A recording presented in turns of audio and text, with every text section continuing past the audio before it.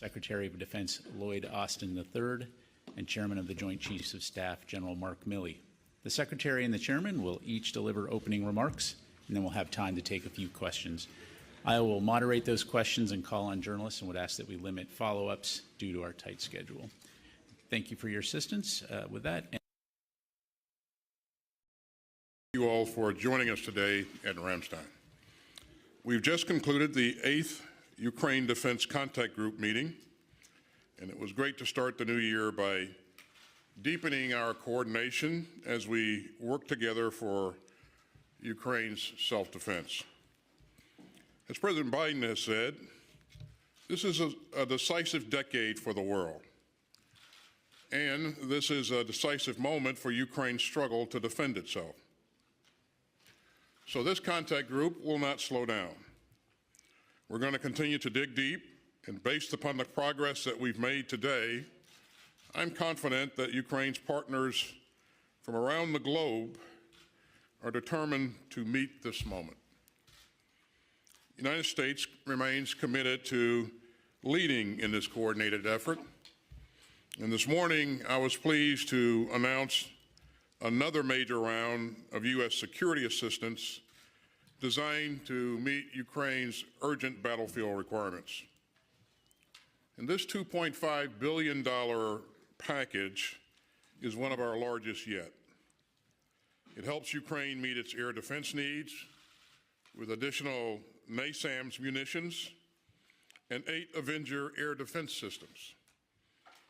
And this package also helps tackle Ukraine's urgent need for armor and combat vehicles.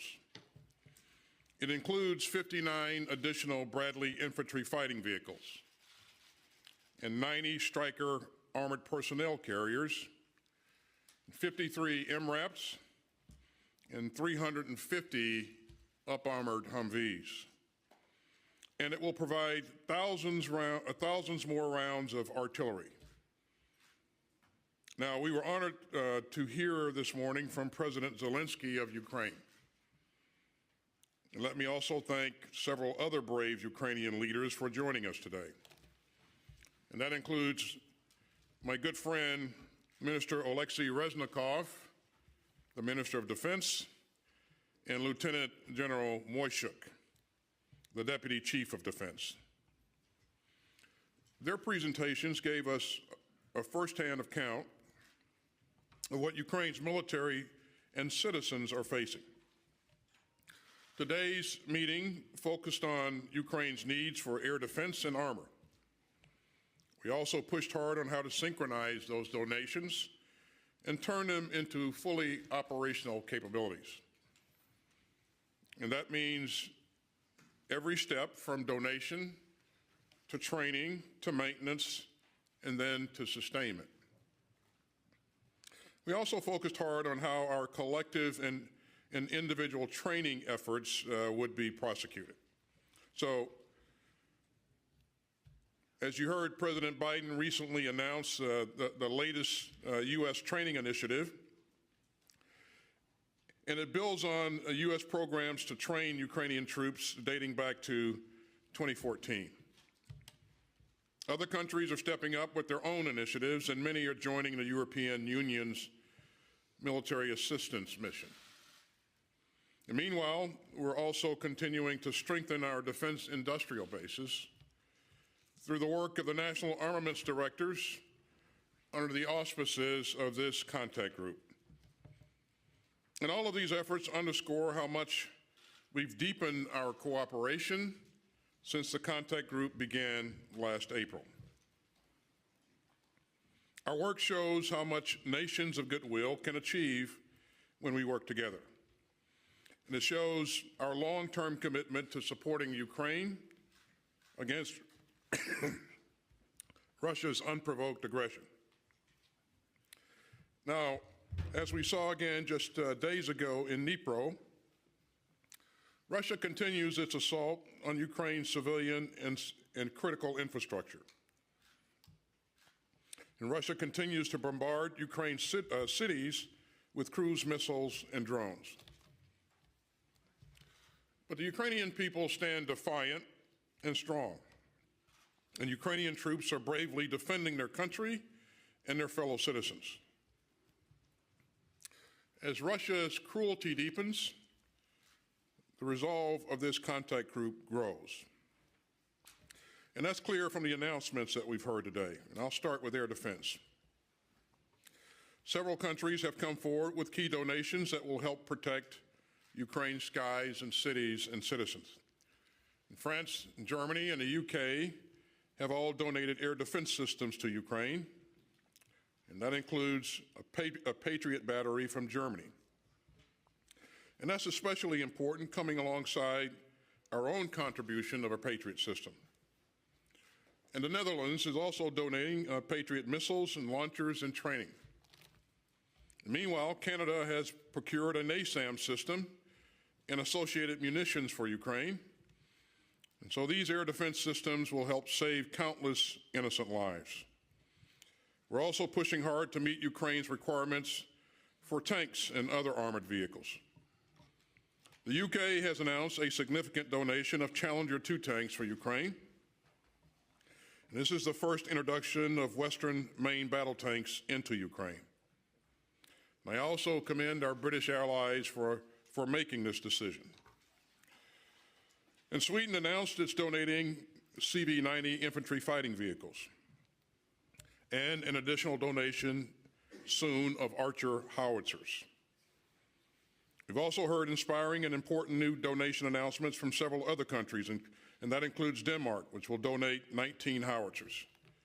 And Latvia is donating more Stingers and helicopters and other equipment.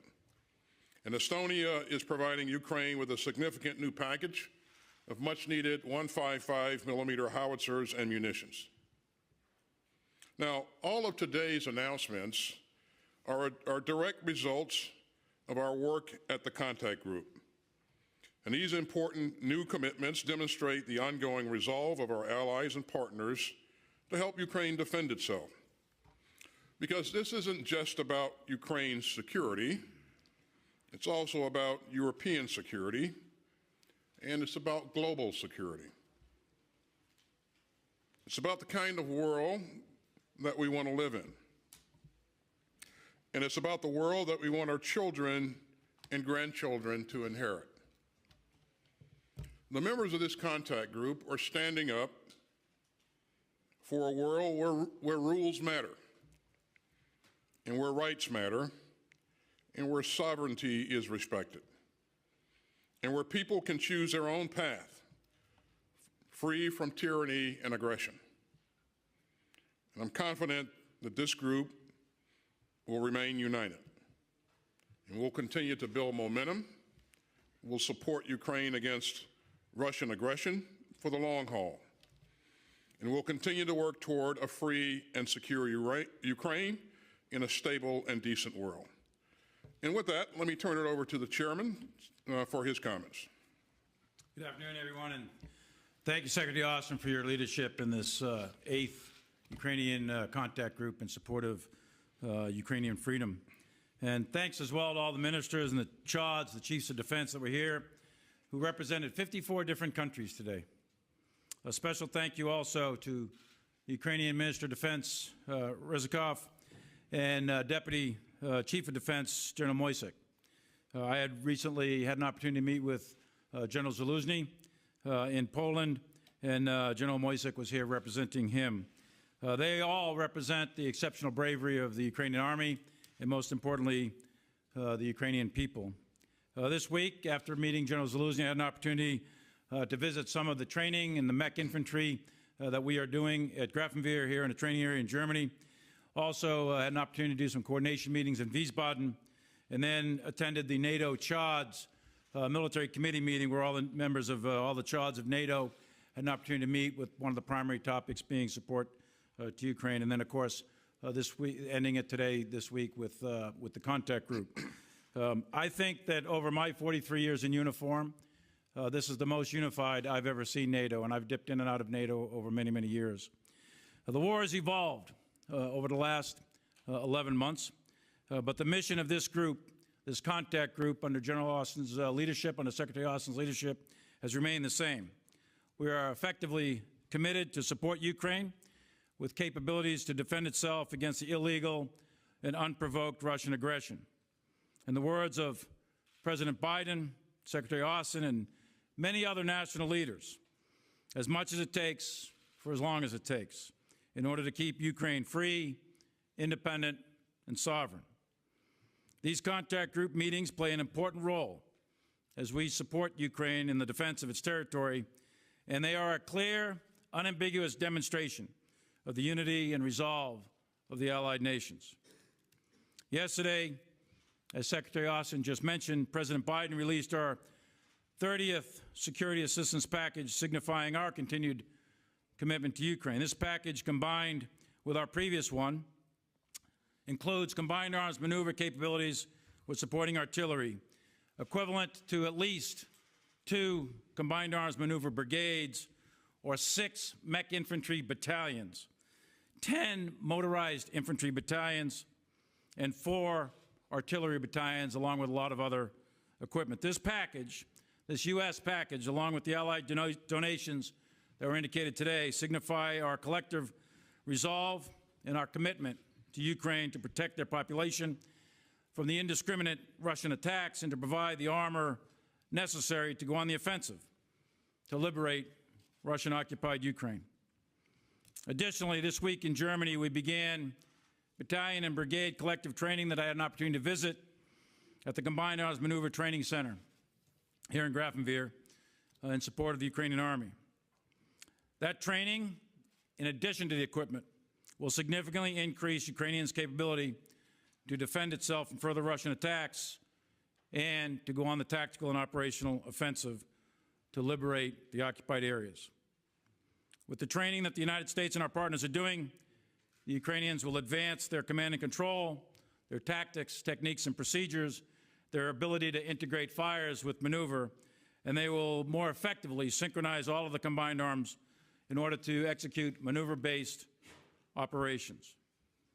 The support that we discussed today in this contact group meeting, the training that we discussed today and the way ahead is really an extension of what's been going on since 2014, and today signifies a very real and tangible difference in the Ukraine's efforts to defend itself.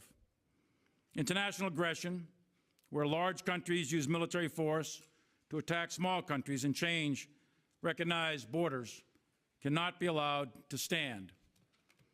Eventually, President Putin, Russia, will realize the full extent of their strategic miscalculation.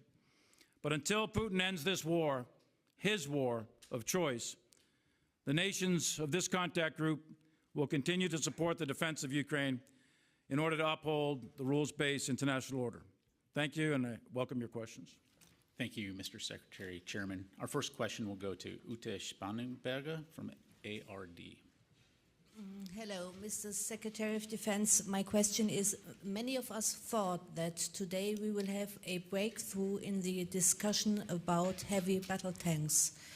You didn't mention that at all. We didn't talk about Leopard 2 or Abrams tanks. So did you talk about that today?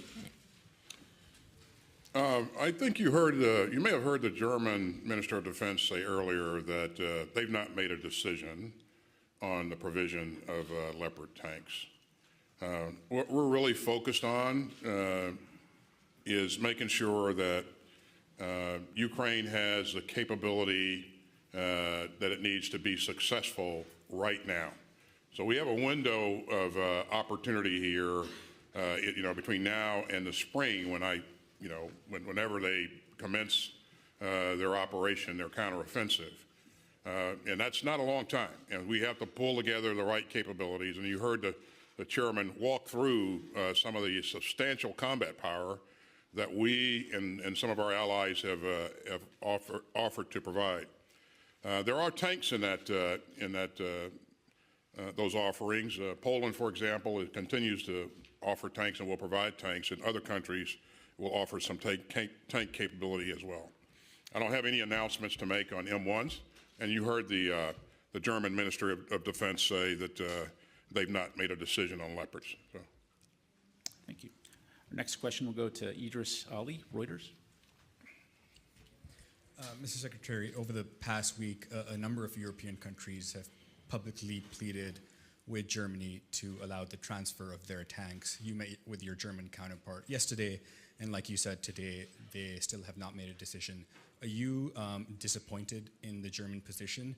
And how can Germany still be seen as a reliable ally, given what is widely perceived as them dragging their feet on something so simple? And for the chairman, is there any prohibition on the use of American weapons by the Ukrainians in Crimea currently? And you've talked about how this war, like many others, has to end through a negotiated settlement. Is now the time for the Russians and Ukrainians to come to the table to talk about that? Thanks, Idris. First, let me say that this isn't really about one single platform. And so our goal, and I think we've been fairly successful at doing this and bringing together capability, is to provide the capability that Ukraine needs to be successful in the near term. And so you've heard us talk about 2 battalions of Bradley infantry fighting vehicles, very capable platform. 3 battalions or brigades worth of strikers. So you add that up, that's 2 brigades of combat power that the U.S. is providing, along with enablers and other things. So you look at Sweden providing a battalion of CV-90s, that's an armored personnel carrier. The Germans are providing mortars. The Poles are providing a battalion's worth of mechanized capability. You heard the chairman highlight 4 battalions of artillery, mechanized artillery that's being provided. So this is a very, very capable package, and they, you know, if employed properly, it will enable them to be successful. Now we're going to ensure that we're doing everything necessary to ensure that they have the ability to employ it properly. You heard us talk about training, additional training that we're going to do. This is something that we haven't been able to do in the past. So, you know, as we speak, you know, troops are being linked up with Bradley infantry fighting vehicles, and they'll train for weeks, not only on just how to operate the vehicles, but also on how to properly set conditions for maneuver and then maneuver. And then, you know, how to exploit opportunities, how to breach obstacles. So I think this will be a really, really capable package that we put together. And I really do believe that it will enable the Ukrainians to be successful going forward. So this is not dependent upon a single platform. This is a combined arms effort that we brought together that I truly believe is going to provide them the best opportunity for success. And it's on your first question, typically we're not going to discuss, I don't discuss either prohibitions or permissions, authorities on the use of weapons, et cetera. That goes towards rules of engagement. We don't typically discuss those in a public forum. On the second question, President Biden, President Zelensky, and most of the leaders of Europe have said that this war is likely to end in a negotiation. And from a military standpoint, this is a very, very difficult fight. This fight stretches all the way from right now, so the front line goes from all the way from Kharkiv down to Kherson, and there's significant fighting ongoing, and it's more or less a static front line right this minute, with the exception of Bakhmut and Soledar, where there's significant offensive action going on really from both sides. The distance, that for the United States, that's about from, I guess, Washington, D.C. to Atlanta. So that is a significant amount of territory. And in that territory are still remaining a lot of Russian forces in Russian-occupied Ukraine. So from a military standpoint, I still maintain that for this year, it would be very, very difficult to militarily eject the Russian forces from every inch of Ukrainian-occupied or Russian-occupied Ukraine. That doesn't mean it can't happen, doesn't mean it won't happen, but it'd be very, very difficult. I think what can happen is a continued defense, stabilizing the front. I think it's possible to clearly do that. And I think it's depending on the delivery and training of all of this equipment, I do think it's very, very possible for the Ukrainians to run a significant tactical or even operational level offensive operation to liberate as much Ukrainian territory as possible. And then we'll see where it goes. But I do think at the end of the day, this war, like many wars in the past, will end at some sort of negotiating table, and that'll be determined in terms of timing by the leaders of both countries, both Russia and Ukraine. President Putin could end this war today. He started it. It's his war of choice, and he could end it today because it's turning into an absolute catastrophe for Russia. Massive amounts of casualties, lots of other damage to the Russian military, et cetera. So he should and could end this war right now, right today. Thank you. Our next question will go to Anselm Stern, ZDF. Thank you very much. Mr. Secretary, is Germany doing enough in order to show real leadership in Europe? Thank you. Yes, but we can all do more, and the United States and every other member of the UDC can do more. Germany has contributed a lot to this campaign. From the very beginning, we saw them cycle in air defense capability, the Gepards, the Patriots most recently, IRIS-T. They've stepped up and offered to provide the Martyrs. They will provide those Martyrs and conduct the training on those platforms. We are training Ukrainian soldiers on maneuver and other things and specialty things here in Germany as well. So Germany continues to open its doors and make the training areas and facilities available for us to continue to do the work that we need to do. And Germany is also training troops and training battalion and brigade headquarters. So, they have a big oar in the water like the rest of the contact group does, and they're working hand in hand with the rest of our colleagues here. So I think Idris asked me earlier if Germany was a leader. Was that the right question there, Idris? How can you see them as a reliable ally? Oh, yeah, okay, yeah.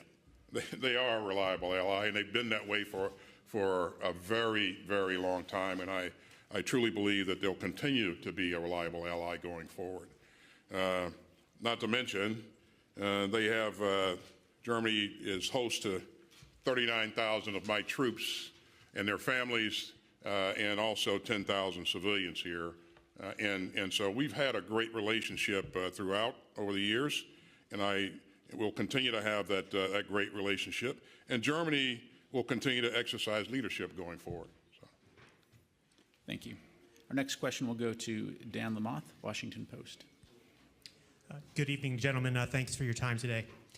Secretary Austin, a number of lawmakers and observers have said that at this point it makes sense to send a small number of Abrams tanks, if only to encourage Germany to unlock the Leopard tanks that they have not sent. Is that feasible? And if not, why not? And for the chairman, please, given the amount of armor the United States and allies are sending at this point, how confident are you that they can put together a coherent offensive in the coming months?